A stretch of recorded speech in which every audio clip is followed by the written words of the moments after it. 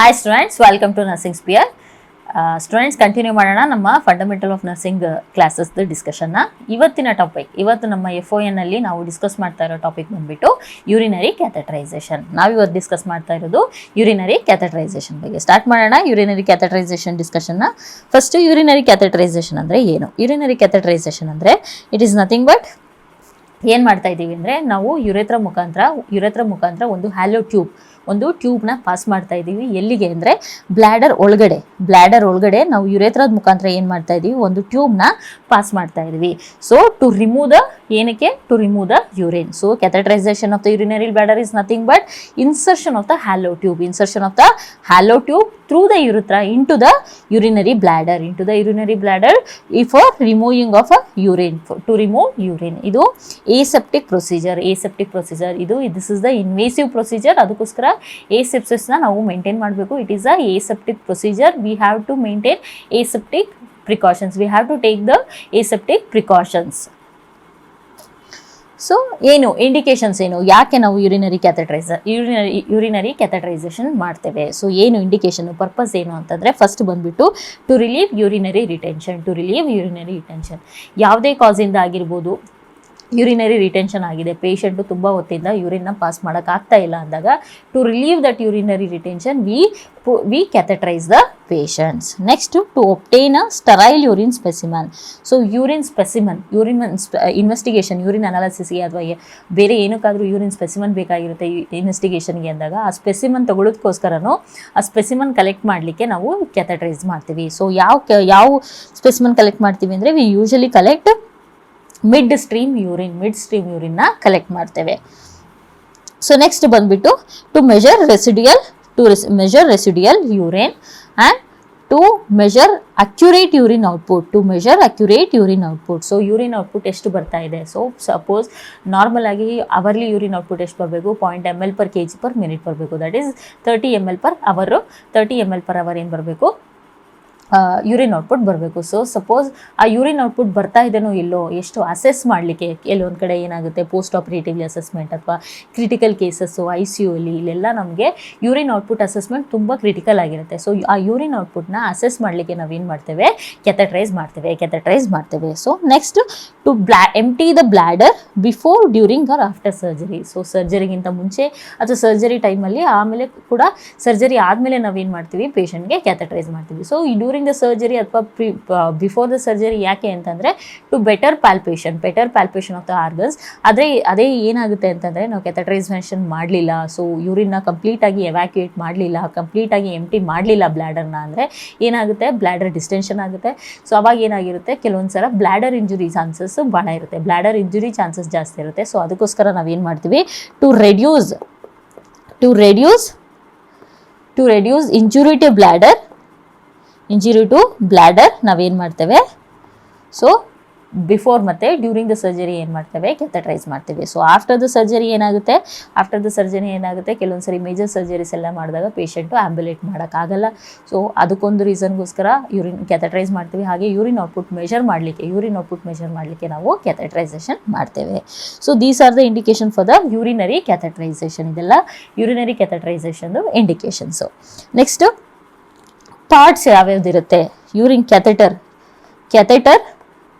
Catheter parts ಯಾವ್ಯಾವುದು ಅಂತ ನೋಡ್ತಾ ಹೋಗೋಣ. ಸೊ ಇದರಲ್ಲಿ ಏನಾಗಿದೆ, ದಿಸ್ ಇಸ್ ದ ಟಿಪ್. ಇಲ್ಲಿ ಟಿಪ್ ಹತ್ರ ಏನಿರುತ್ತೆ, ಒಂದು ಹೋಲ್ ಇರುತ್ತೆ. ಸೊ ಈ ಹೋಲ್ ಮುಖಾಂತರ, ಇದು ಎಲ್ಲಿ ಅಂತಂದರೆ ಬ್ಲ್ಯಾಡರ್. ಸೊ ಬ್ಲ್ಯಾಡರಲ್ಲಿ ಹೀಗೆ ಇನ್ಸರ್ಟ್ ಮಾಡಿದಾಗ ಇಲ್ಲಿ ಹೋಲ್ ಇರುತ್ತೆ. ಸೊ ಈ ಹೋಲ್ ಮುಖಾಂತರ ಏನಾಗುತ್ತೆ, ಯೂರಿನ್ ಪಾಸ್ ಆಗುತ್ತೆ. ಸೊ ಅದಾದಮೇಲೆ ಏನು ನೋಡ್ತೀವಿ, ಇಲ್ಲಿ ಒಂದು ಬಲೂನ್ ಇದೆ.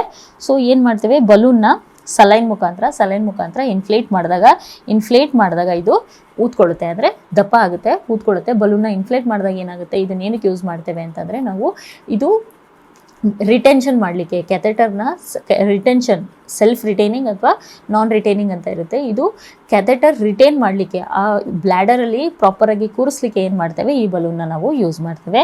ಅದಾದಮೇಲೆ ಏನಾಗುತ್ತೆ ಅಂದರೆ, ಇದರಲ್ಲಿ ಎರಡು ಪೋರ್ಟ್ ಇರುತ್ತೆ. ಒಂದು ಪೋರ್ಟ್ ಬಂದುಬಿಟ್ಟು ನಾವು ಇಲ್ಲಿ ಏನು ಮಾಡ್ತೇವೆ ಅಂದರೆ, ಡಿಸ್ಟಿಲ್ ಇಲ್ಲಿ ಡಿಸ್ಟಿಲ್ ವಾಟರ್ನ ಇದ್ರ ಮುಖಾಂತರ ಇನ್ಸರ್ಟ್ ಮಾಡ್ತೇವೆ. ಇದ್ರ ಮುಖಾಂತರ ಇನ್ಸರ್ಟ್ ಮಾಡಿದಾಗ ಈ ಬಲೂನ್ ಏನಿರುತ್ತಲ್ಲ, ಈ ಬಲೂನ್ ಒಳಗಡೆ ಹೋಗ್ಬಿಟ್ಟು ಏನಾಗುತ್ತೆ, ಈಗ ವಾಟರ್ ತುಂಬಿಕೊಳ್ಳುತ್ತೆ. ಈ ಡಿಸ್ಟಿಲ್ ವಾಟರ್ ಇರುತ್ತಲ್ಲ, ಅದು ಆ ಬಲೂನ್ ಒಳಗೆ ತುಂಬ್ಕೊಬಿಟ್ಟು ಆ ಬಲೂನ್ ಈ ಥರ ಊದ್ಕೊಳ್ಳುತ್ತೆ, ಇನ್ಫ್ಲೇಟ್ ಮಾಡ್ತೇವೆ ಬಲೂನು. ಸೊ ಅದಕ್ಕೋಸ್ಕರ ಈ ಪೋರ್ಟ್ ಯೂಸ್ ಮಾಡ್ತೇವೆ.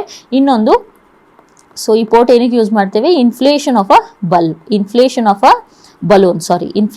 ಬಲೂನ್ಗೆ ನಾವು ಇದನ್ನ ಯೂಸ್ ಮಾಡ್ತೇವೆ. ನೆಕ್ಸ್ಟ್ ಇನ್ನೊಂದು ಪೋರ್ಟ್ ಮುಖಾಂತರ ಏನಾಗುತ್ತೆ ಅಂದರೆ, ಇಲ್ಲಿ ಯೂರಿನರಿ ಬ್ಲ್ಯಾಡರಿಂದ ಬರುವಂಥ ಯೂರಿನು ಇದ್ರ ಮುಖಾಂತರ ಡ್ರೈನೇಜ್ ಆಗುತ್ತೆ. ಸೊ ಯೂರಿನ್ ಡ್ರೈನೇಜ್ ಆಗೋದು ಈ ಪೋರ್ಟ್ ಮುಖಾಂತರ. ಸೊ ಈ ಎರಡು ಪೋರ್ಟ್ನ ನಾವು ಯೂಸ್ ಮಾಡ್ಕೋತೇವೆ. So this are the parts of the catheter. So next size ಬಗ್ಗೆ ಡಿಸ್ಕಸ್ ಮಾಡೋಣ. ಸೊ ನಾವು ಕ್ಯಾಥೆಟರ್ ಸೈಜ್ನ ಯಾವುದ್ರಲ್ಲಿ ಡಿನೋಟ್ ಮಾಡ್ತೀವಿ ಅಂದರೆ, ಯೂಶಲಿ ಫ್ರೆಂಚಲ್ಲಿ ಡಿನೋಟ್ ಮಾಡ್ತೀವಿ. ಫ್ರೆಂಚಲ್ಲಿ ಮೆಷರ್ ಮಾಡ್ತೀವಿ ಅಥವಾ ಡಿನೋಟ್ ಮಾಡ್ತೀವಿ. So 1 French is equal to 0.33 mm. So smaller the number ಅಂದರೆ 8 ನಂಬರ್ ಕಡಿಮೆ ಇತ್ತು, ಕ್ಯಾಥೆಟರ್ ಸೈಜ್ದು ನಂಬರ್ ಕಡಿಮೆ ಇತ್ತು ಅಂತಂದರೆ ಸೊ ಸೈಜು ಕೂಡ ಕಡಿಮೆ ಆಗುತ್ತೆ. ಸೈಜ್ ಜಾಸ್ತಿ ಆದಂಗೆ ಇದು ಕ್ಯಾಥೆಟರ್ ನಂಬರ್ ಜಾಸ್ತಿ ಆದಂಗೆ ಕ್ಯಾಥೆಟರ್ ಸೈಜು ಕೂಡ ಜಾಸ್ತಿ ಆಗ್ತಾ ಹೋಗುತ್ತೆ. So smaller the number, smaller the catheter. So smaller the number ಅಂತಂದರೆ ಸ್ಮಾಲರ್ ನಂಬರ್ ಇರುವಂಥದ್ದೆಲ್ಲ ನಾವು ಯೂಶಲಿ ಚಿಲ್ಡ್ರನ್ಸಲ್ಲಿ ಯೂಸ್ ಮಾಡ್ತೇವೆ. ಸೊ ನಾವು ಮಕ್ಕಳಲ್ಲಿ ಯೂಸ್ ಮಾಡೋವಂಥ ಸೈಜ್ ಬಂದುಬಿಟ್ಟು 8 ಅಥವಾ 10 French ಇಂದು ನಾವು ಕ್ಯಾಥೆಟರ್ಸ್ನ ಯೂಸ್ ಮಾಡ್ತೇವೆ ಚಿಲ್ಡ್ರನ್ಸಲ್ಲಿ.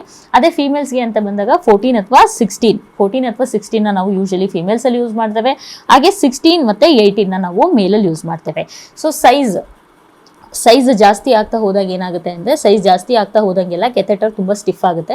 ಸೊ ಮೇಲ್ಸಲ್ಲಿ ಸ್ಟಿಫ್ ಕ್ಯಾಥೆಟರ್ನ ತುಂಬ ಈಸಿಯಾಗಿ ಪಾಸ್ ಮಾಡ್ಬೋದು. ಅದಕ್ಕೋಸ್ಕರ ನಾವು ಲಾರ್ಜ್ ಸೈಜಸ್ನ ಯೂಶಲಿ ಮೇಲಲ್ಲಿ ಯೂಸ್ ಮಾಡ್ತೇವೆ.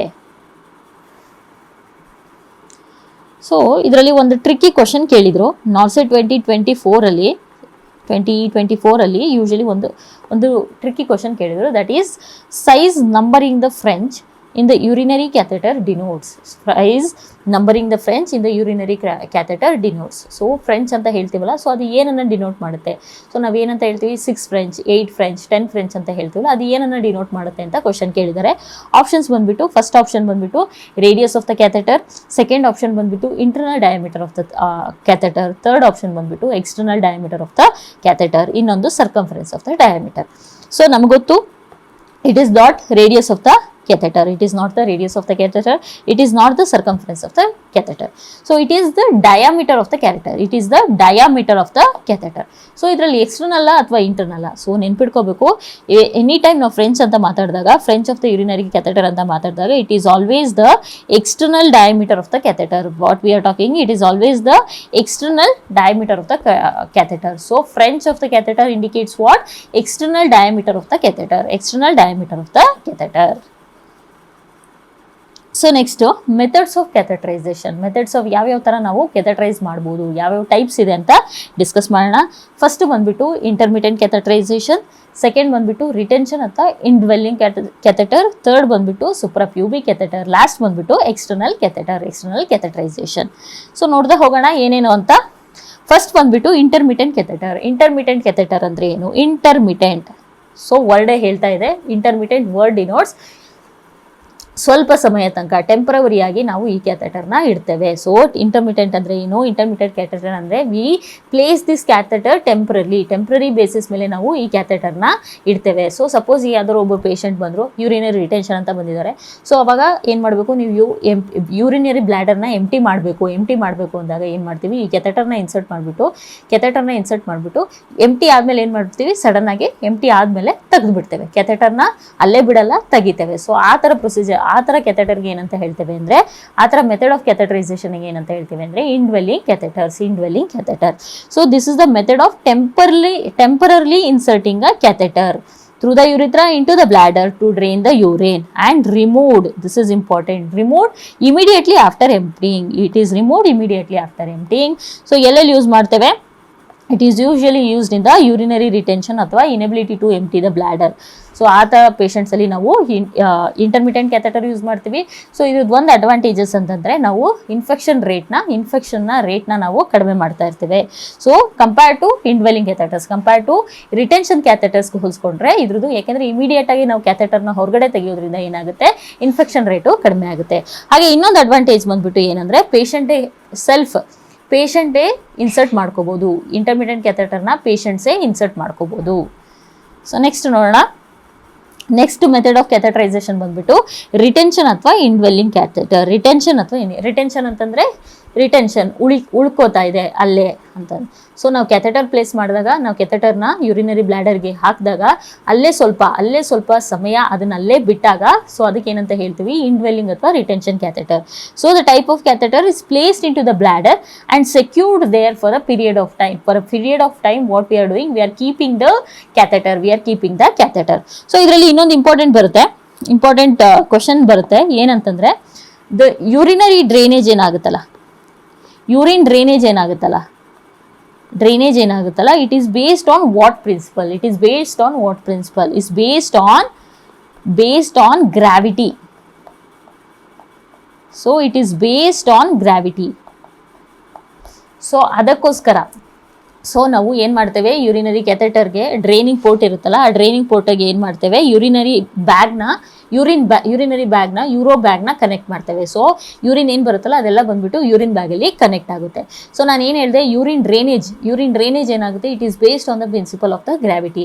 ಸೊ ಅದಕ್ಕೋಸ್ಕರ ಏನು ಮಾಡಬೇಕು, ನಾವು ಯಾವಾಗಲಾದರೂ ಯೂರಿನ್ ಬ್ಯಾಗ್ನ ನೇತಾಕಬೇಕು ಅಥವಾ ಹಿಡಬೇಕು ಅಂತ ಹೋದಾಗ ಏನು ಮಾಡಬೇಕು ಅಂದರೆ, it should be kept below the bladder. It should B the urinary bag should kept below the bladder level. Suppose ಇಲ್ಲಿ ಬ್ಲಾಡರ್ ಇದೆ ಅಂತಂದ್ರೆ ನಾವು ಬ್ಯಾಗ್ ನ ಕೆಳಗಡೆ ಇಡಬೇಕು, ಸೊ ದಟ್ ಗ್ರಾವಿಟಿ ಮುಖಾಂತರ ಇಲ್ಲಿ ಬಂದ್ಬಿಟ್ಟು ಯೂರಿನ್ ಕಲೆಕ್ಟ್ ಆಗ್ಲಿಕ್ಕೆ. And it should not touch the floor, but it should be below the level of the bladder. So ಈ ಯೂರೋ ಬ್ಯಾಗ್ಸ್ ಅಲ್ಲಿ ಕೂಡ 2 ತರ ಇದೆ. ಒಂದು ನಾವು ನಾರ್ಮಲ್ ಆಗಿ ನೋಡ್ತೀವಲ್ಲ ಯೂರಿನರಿ ಬ್ಯಾಗ್, ಅದಕ್ಕೆ ಏನಂತ ಹೇಳ್ತೇವೆ, ಯೂರೋ ಬ್ಯಾಗ್ ಅಂತಾನೂ ಸಹ ಹೇಳ್ತೇವೆ. ಇನ್ನೊಂದು ಬಂದ್ಬಿಟ್ಟು ಯೂರೋಮೀಟರ್. ಸೊ ಇದರಲ್ಲಿ ಏನಿರುತ್ತೆ, ಯೂರೋ ಬ್ಯಾಗ್ ಅಲ್ಲಿ ಸಿಂಪಲ್ ಆಗಿ ಇಲ್ಲಿ ಒಂದು ಬ್ಯಾಗ್ ಇರುತ್ತೆ, ಇಲ್ಲಿ ಒಂದು ಪೋರ್ಟಲ್ ಇಂದ ಯೂರಿನ್ ಬಂದ್ಬಿಟ್ಟು ಹೀಗೆ ಕಲೆಕ್ಟ್ ಆಗ್ತಾ ಏನಾಗುತ್ತೆ, ಮೇಲೆ ಹೋಗುತ್ತೆ, ಕಲೆಕ್ಟ್ ಆಗಿ ಮೇಲೆ ಹೋಗುತ್ತೆ. ಸೊ ಇಲ್ಲಿ ಇದ್ರ ಮುಖಾಂತರ ನಾವೇನ್ ಮಾಡ್ತೇವೆ, ಈ ಪೋರ್ಟಲ್ ಮುಖಾಂತರ ಏನ್ ಮಾಡ್ತೇವೆ, ಡಿಸ್ಕಾರ್ಡ್ ಮಾಡ್ತೇವೆ. So this is the uro bag. So urometer ಅಂತಂದ್ರೆ ಏನು? ಯೂರೋಮೀಟರ್ ಅಂತಂದ್ರೆ ಇದರಲ್ಲಿ ಎರಡು ತರ ಇರುತ್ತೆ. 2 ತರ ಅಂತಂದ್ರೆ 2 ಭಾಗ ಇರುತ್ತೆ, 2 ಪಾರ್ಟ್ ಇರುತ್ತೆ. ಒಂದು ಬಂದ್ಬಿಟ್ಟು ಇಲ್ಲಿ ಫಸ್ಟ್ ಕಾಣಿಸ್ತಾ ಇದೆಯಲ್ಲ, this is one thing and this is the second one. ಏನಿರುತ್ತೆ, ಮುಂದ್ಗಡೆ ಒಂದು ಡಬ್ಬಿ ಇರುತ್ತೆ, ಅದ್ರ ಹಿಂದ್ಗಡೆ ಬ್ಯಾಗ್ ಇರುತ್ತೆ. ಸೊ ಈ ಡಬ್ಬಿಲಿ ಏನಾಗ್ತಾ ಇರುತ್ತೆ ಅಂತಂದ್ರೆ, ಡಬ್ಬಿಲಿ ಎಷ್ಟು ಕಲೆಕ್ಟ್ ಆಗ್ಬೋದು ಅಂದ್ರೆ 100 ml ಅಷ್ಟು ಯೂರಿನ್ ಕಲೆಕ್ಟ್ ಆದ್ಮೇಲೆ ಇಲ್ಲಿಂದ ಏನ್ ಮಾಡುತ್ತೆ, ಇಲ್ಲಿ ಒಂದು ಓಪನಿಂಗ್ ಕಾಣಿಸ್ತಾ ಇದೆಯಲ್ಲ, ಈ ಓಪನಿಂಗ್ ಮುಖಾಂತರ ಏನ್ ಮಾಡುತ್ತೆ, ಈ ಯೂರಿನ್ ಬ್ಯಾಗ್ ಅಲ್ಲಿ ಹೋಗ್ಬಿಟ್ಟು ಕಲೆಕ್ಟ್ ಆಗುತ್ತೆ. ಸೊ ದಿಸ್ ಇಸ್ ದ ಯೂರೋಮೀಟರ್ ಅಲ್ಲಿ ಏನಿರುತ್ತೆ, 2 ಪಾರ್ಟ್ ಇರುತ್ತೆ, ಮುಂದ್ಗಡೆ ಒಂದು ಡಬ್ಬಿ ಇರುತ್ತೆ, ಹಿಂದ್ಗಡೆ ಒಂದು ಬ್ಯಾಗ್ ಅಲ್ಲಿ ಇರುತ್ತೆ. ಸೊ ಈ ಡಬ್ಬಿಲಿ ಏನಾಗ್ತಾ ಇರುತ್ತೆ, ಡಬ್ಬಿಲಿ 100 ml ಕಲೆಕ್ಟ್ ಆದ ತಕ್ಷಣ ಅದು ಹೋಗ್ಬಿಟ್ಟು ಬ್ಯಾಗ್ ಅಲ್ಲಿ ಹೋಗ್ಬಿಟ್ಟು ಕಲೆಕ್ಟ್ ಆಗುತ್ತೆ. ಸೊ ಇದನ್ನ ಏನಕ್ಕೆ ಯೂಸ್ ಮಾಡ್ತೀವಿ ಅಂದ್ರೆ, ಎಷ್ಟೇ ಸ್ಮಾಲ್ ಅಮೌಂಟ್ 5 ml ಅಷ್ಟು ಯೂರಿನ್ ಕಲೆಕ್ಟ್ ಆದ್ರೂ ಸಹಿತ ಈ ಯೂರೋಮೀಟರ್ಲಿ ನಮಗೆ ಗೊತ್ತಾಗುತ್ತೆ. ಸೊ ಅದಕ್ಕೋಸ್ಕರ ನಾವೇನ್ ಮಾಡ್ತೇವೆ, ಸಪೋಸ್ ನಮಗೆ ಏನಾದ್ರು ಅವರ್ಲಿ ಮಾನಿಟರಿಂಗ್ ಯೂರಿನ್ ಮಾನಿಟರಿಂಗ್ ಬೇಕು ಅಂದ್ರೆ ವಿ ಗೋ ವಿತ್ ಯೂರೋಮೀಟರ್. ಅದೇ ಇದರಲ್ಲಿ ಏನಾಗುತ್ತೆ, ಇದರಲ್ಲಿ it is like 50 ml, 100 ml, 200 ml, 300 ml ಆ ತರ ಇಂಡಿಕೇಟ್ ಆಗುತ್ತೆ. ಸೊ ಅವರ್ಲಿ ಮಾನಿಟರಿಂಗ್ ಇದರಲ್ಲಿ ಕಷ್ಟ ಆಗೋಗುತ್ತೆ. ಸೊ ಅವರ್ಲಿ ಮಾನಿಟರಿಂಗ್ ಯೂರೋಮೀಟರ್ ಅಲ್ಲಿ ಪಾಸಿಬಲ್ ಇರುತ್ತೆ, ಬಟ್ ಯೂರೋ ಬ್ಯಾಗ್ ಅಲ್ಲಿ ಅವರ್ಲಿ ಮಾನಿಟರಿಂಗ್ ಮಾಡೋದು ಕಷ್ಟ ಆಗುತ್ತೆ.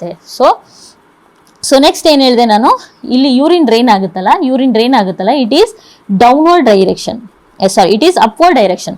ಸೊ ಯೂರಿನ್ ಇಲ್ಲಿ ಕಲೆಕ್ಟ್ ಆಗ್ತಾ ಏನಾಗುತ್ತೆ, ಇದು ಮೇಲ್ ಬರುತ್ತೆ. ಸೊ ಅವಾಗ ಚಾನ್ಸಸ್ ಏನಿರುತ್ತೆ, ಮೈಕ್ರೋ ಆರ್ಗಾನಿಸಮ್ಸ್ ಏನಾಗುತ್ತೆ, they can enter the bladder through the ಯೂರಿನಲ್ಲಿ ಏನಾದರೂ ಕೆಲವೊಂದು ಮೈಕ್ರೋ ಆರ್ಗಾನಿಸಮ್ಸ್ ಇತ್ತು, ಏನಾದ್ರು ಆರ್ಗಾನಿಸಮ್ಸ್ ಇತ್ತು ಅಂದ್ರೆ ಅವೇನ್ ಮಾಡ್ಬೋದು, they can enter the bladder and they can cause the UTI. So euro bag ಅಲ್ಲಿ ಏನಾಗೋ ಸಾಧ್ಯತೆಗಳಿರುತ್ತೆ, ಇಟ್ ಕ್ಯಾನ್ ಕಾಸ್ UTI. ಯಾಕಂತಂದ್ರೆ ಡ್ರೈನೇಜ್ ಏನಿರುತ್ತಲ್ಲ ಅದು ಅಪ್ವರ್ಡ್ ಇರುತ್ತೆ. ಆದ್ರೆ ಇದು ಏನು, ಯೂರೋಮೀಟರ್ ಅಲ್ಲಿ ಆಗಲ್ಲ. ಯಾಕಾಗಲ್ಲ ಅಂದ್ರೆ, ಇದು ಇಲ್ಲಿ ಕಲೆಕ್ಟ್ ಆದ್ಮೇಲೆ ಬ್ಯಾಗ್ ಅಲ್ಲಿ ಏನಾಗುತ್ತೆ, ಬ್ಯಾಗ್ ಅಲ್ಲಿ ಹೋಗಿ ಡೌನ್ವರ್ಡ್ ಡೈರೆಕ್ಷನ್ ಅಲ್ಲಿ ಕಲೆಕ್ಟ್ ಆಗ್ತಾ ಇರುತ್ತೆ. ಇಲ್ಲೂ ಕೂಡ ಅಷ್ಟೇ, it is collected in the downward direction. So ಈ ತರ ಬಂದ್ಬಿಟ್ಟು ಡೌನ್ವರ್ಡ್ ಡೈರೆಕ್ಷನ್ ಅಲ್ಲಿ ಕಲೆಕ್ಟ್ ಆಗ್ತಾ ಹೋಗುತ್ತೆ. ಸೊ ಅದಕ್ಕೋಸ್ಕರ ಚಾನ್ಸಸ್ ಆಫ್ UTI ಏನಿದೆಯಲ್ಲ ಅದು ಕಡಿಮೆ ಆಗುತ್ತೆ, because the drainage is in the downward direction. ಹಾಗೆ ಅವರ್ಲಿ ಮಾನಿಟರಿಂಗ್ ಮಾಡಬೇಕು ಅಂದ್ರೆ ನಾವು ಯೂರೋಮೀಟರ್ನ ಯೂಸ್ ಮಾಡ್ತೀವಿ than the uro bag. So this is about the bags. ಹಾಗೆ ನಾವು ಇಂಡ್ವೆಲಿಂಗ್ ಕ್ಯಾಥೆಟರ್ಸ್ ಬಗ್ಗೆ ಮಾತಾಡ್ತಾ ಇದ್ವಿ, ರಿಟೆನ್ಷನ್ ಕ್ಯಾಥೆಟರ್ಸ್. ಎಷ್ಟು ದಿವಸ ನಾವು ಆ ಕ್ಯಾಥೆಟರ್ನ ಅಲ್ಲೇ ಬಿಡ್ಬೋದು, ಎಷ್ಟು ದಿವಸ ಬಿಡ್ಬೋದು ಅಂದರೆ, ಸಪೋಸ್ ಅದು ರಬ್ಬರ್ ಕ್ಯಾಥೆಟರ್ ಆಗಿತ್ತು ಅಂದರೆ 21 days, that is 2 to 3 weeks ನಾವು ಅದನ್ನ ಬಿಡ್ಬೋದು. ಸಿಲಿಕಾನ್ ಕ್ಯಾಥೆಟರ್ ಆಗಿತ್ತು ಅಂದರೆ it can kept up to 90 days, it can be kept till up to 90 days ವರೆಗೂ ನಾವು ಕ್ಯಾಥೆಟರ್ನ ಅಲ್ಲೇ ಬಿಡ್ಬೋದು. ಸಪೋಸ್ PVC ಕ್ಯಾಥೆಟರ್ ಇತ್ತು ಅಂದರೆ ಓನ್ಲಿ 1 week ಅಷ್ಟೇ ನಾವು ಕ್ಯಾಥೆಟರ್ನ ಇಡ್ಬೋದು, 1 week ಅಷ್ಟೇ ನಾವು ಕ್ಯಾಥೆಟರ್ನ ಇಡ್ಬೋದು. So how long can we keep the catheter? So this is rubber catheter ಆಗಿತ್ತು ಅಂದರೆ we can keep up to 21 days. Silicon ಆಗಿತ್ತು ಅಂದರೆ usually it can be kept till 90 days. ಅದೇ PVC ಆಗಿತ್ತು ಅಂದರೆ ಬರೀ 1 ವಾರ ತನಕ ಅಷ್ಟೇ ಇಡಬಹುದು.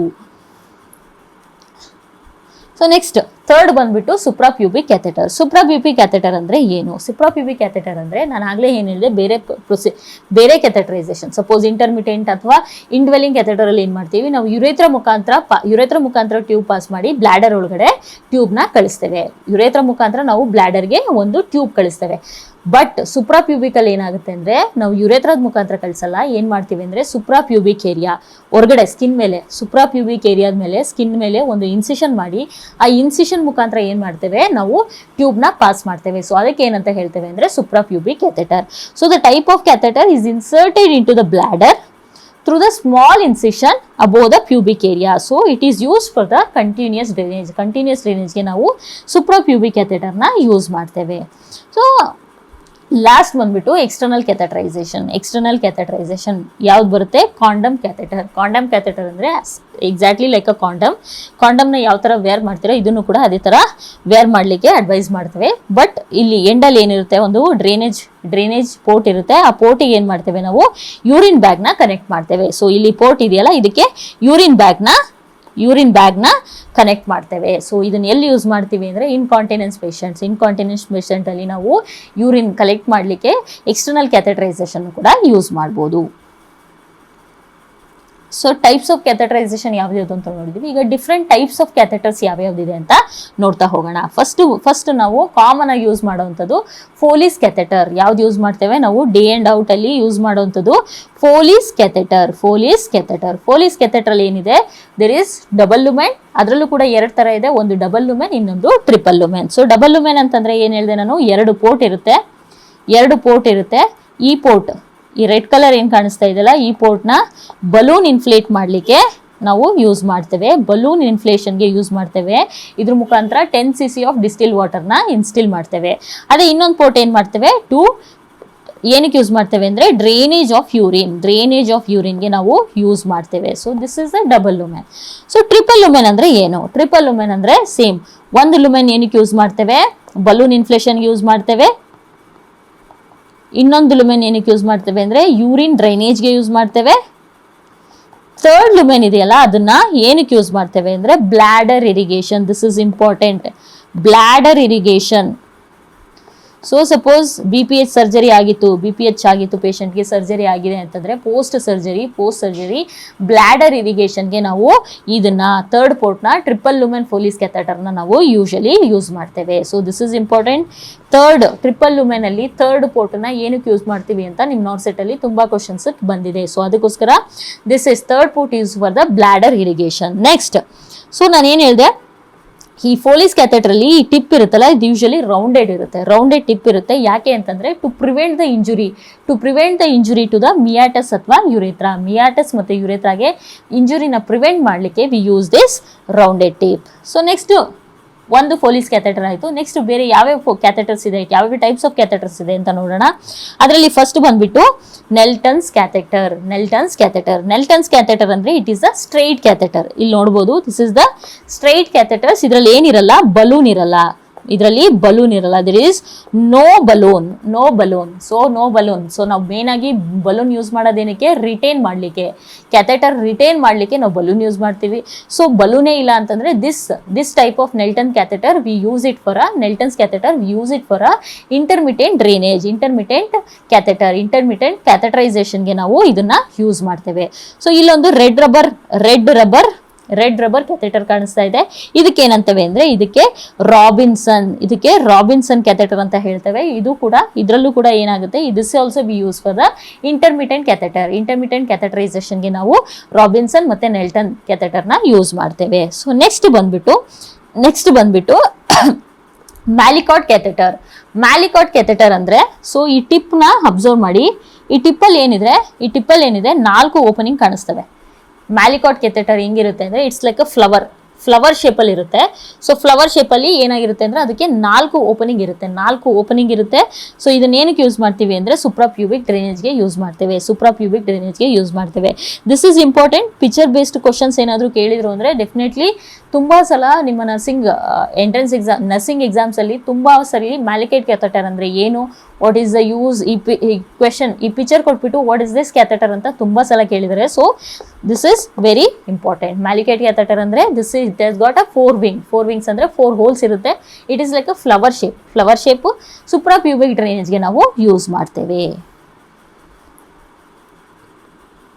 ಸೊ ನೆಕ್ಸ್ಟ್ ಬಂದ್ಬಿಟ್ಟು ಕೌಡಿ ಕ್ಯಾಥೆಟರ್ ಅಂತಂದ್ರೆ, ನಾನು ಆಗ್ಲೇ ಫೋಲಿಸ್ ಕ್ಯಾಥೆಟರ್ ಅಲ್ಲಿ ಏನ್ ಹೇಳಿದೆ, ಅದು ರೌಂಡ್ ಟಿಪ್ ಇರುತ್ತೆ.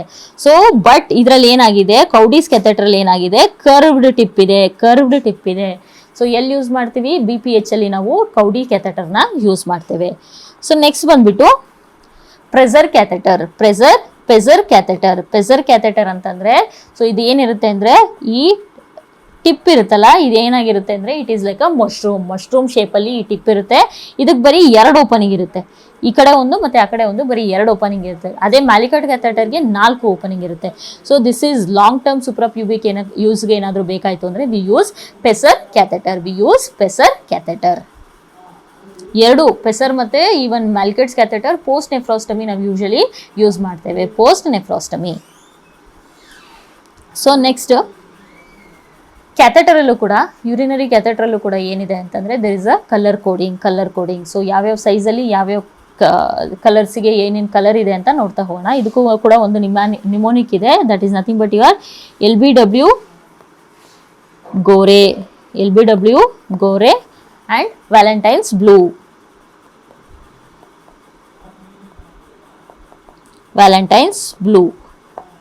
So L stands for, first one to L stands for light blue, that is 8 French. Next to B stands for black, that is 10 French. W stands for white, 12 French. G stands for green, that is 14 French, which we usually commonly use in the female patients. And orange stands for 16 French. And red, which stands for 18 French. These two are the commonly we use it in a male patients. Y stands for yellow. Illi ide Y stands for yellow, 18 stands for red, and 16 stands for orange, and green stands for 14. So ಈ 3 ಕೂಡ ತುಂಬಾ important ಆಗಿ ನೆನಪಿಟ್ಕೊಳ್ಳಿ. ಈ 4 especially GORY ತುಂಬಾ frequent ಆಗಿ ಇದನ್ನ ಕೇಳ್ತಾರೆ.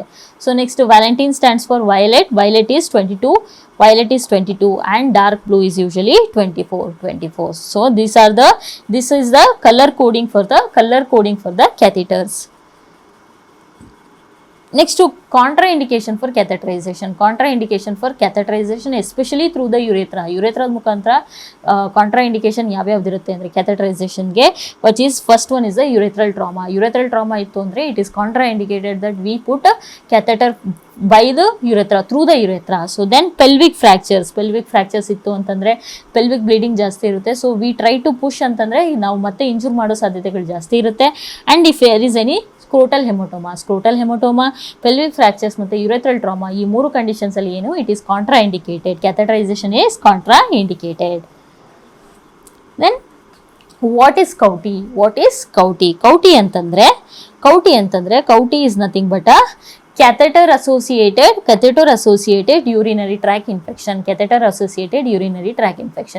Suppose ನೀವು ಒಂದು ಪೇಷಂಟ್ಗೆ ಕ್ಯಾಥೆಟರೈಸೇಷನ್ ಮಾಡ್ತೀರಾ, ಆ ಪೇಷಂಟ್ ಅಲ್ಲಿ urinary tract infection involving urinary system ಎಲ್ಲಾದರೂ ಆಗಿರ್ಬೋದು, ಕಿಡ್ನಿ ಆಗಿರ್ಬೋದು, ಯುರೇಟರ್ಸ್ ಆಗಿರ್ಬೋದು, ಬ್ಲಾಡರ್, ಯುರೇತ್ರಾ ಎಲ್ಲಾದರೂ ಆಗಲಿ ಇನ್ಫೆಕ್ಷನ್ ಆಯಿತು ಕ್ಯಾಥೆಟರ್ ಒಳಗಡೆ ಇದ್ದಂಗೆ, ಅಥವಾ 48 hours ಆಗಿ ನೀವು ಆಲ್ರೆಡಿ ಕ್ಯಾಥೆಟರ್ ರಿಮೂವ್ ಮಾಡಿ ಅಪ್ ಟು 48 ಅವರ್ಸ್ ತನಕನೂ ಕೂಡ ಇನ್ಫೆಕ್ಷನ್ ಕಾಣಿಸ್ಕೊಳ್ತಾ ಇದೆ ಅಂತಂದ್ರೆ we call it as a CAUTI. So CAUTI ಅಂದ್ರೇನು, it is nothing but urinary tract infection that develops while indwelling catheter in place or 48 hours after removal remove ಮಾಡಿ 48 hours ಆದರೂ ಕೂಡ hours ಆದಮೇಲೆ ಒಳಗಡೆ 48 ಅವರ್ಸ್ ಒಳಗಡೆ ಏನಾದರೂ ಇನ್ಫೆಕ್ಷನ್ ಕಾಣಿಸ್ಕೊಳ್ತು ಅಥವಾ catheter ಒಳಗಡೆನೇ ಇದ್ದು ಇನ್ಫೆಕ್ಷನ್ ಕಾಣಿಸ್ಕೊಳ್ತು ಅಂದರೆ ಅದಕ್ಕೆ ಕೌಟಿ ಅಂತ ಹೇಳ್ಬಿಟ್ಟು ಹೇಳ್ತೇವೆ. ಸೊ ಸಿಂಪ್ಟಮ್ಸ್ ಏನಿರುತ್ತೆ ಅಂದರೆ ಫಸ್ಟ್ ಬಂದ್ಬಿಟ್ಟು urinary tract infection, that is fever, ಮತ್ತು ಸುಪ್ರಾಪ್ಯೂಬಿಕ್ ಟೆಂಡರ್ನೆಸ್ ಅಥವಾ ಪೇನ್ ಇರುತ್ತೆ, ಟೆಂಡರ್ನೆಸ್ ಅಥವಾ ಪೇನ್.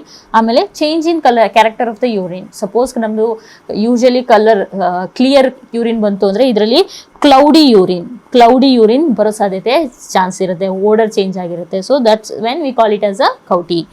ಆಮೇಲೆ ಯೂರಿನರಿ ಅರ್ಜೆನ್ಸಿ ಆರ್ ಫ್ರೀಕ್ವೆನ್ಸಿ ಜಾಸ್ತಿ ಆಗುತ್ತೆ ಅಥವಾ ಯೂರಿನರಿ ಅರ್ಜೆನ್ಸಿ ಈ ಪೇಷಂಟ್ಸಲ್ಲಿ ನಾವು ನೋಡ್ಬೋದು. So how do we prevent this CAUTI? So CAUTI prevent ಮಾಡಲಿಕ್ಕೆ there is something known as a CAUTI bundle. So ಇದರಲ್ಲಿ ಏನು ಮಾಡಬೇಕು ಅಂದರೆ first we have to hand washing is very important before touching the patient or before catheterizing, using all the aseptic precautions. It's all very important. Then avoid unnecessary urinary catheters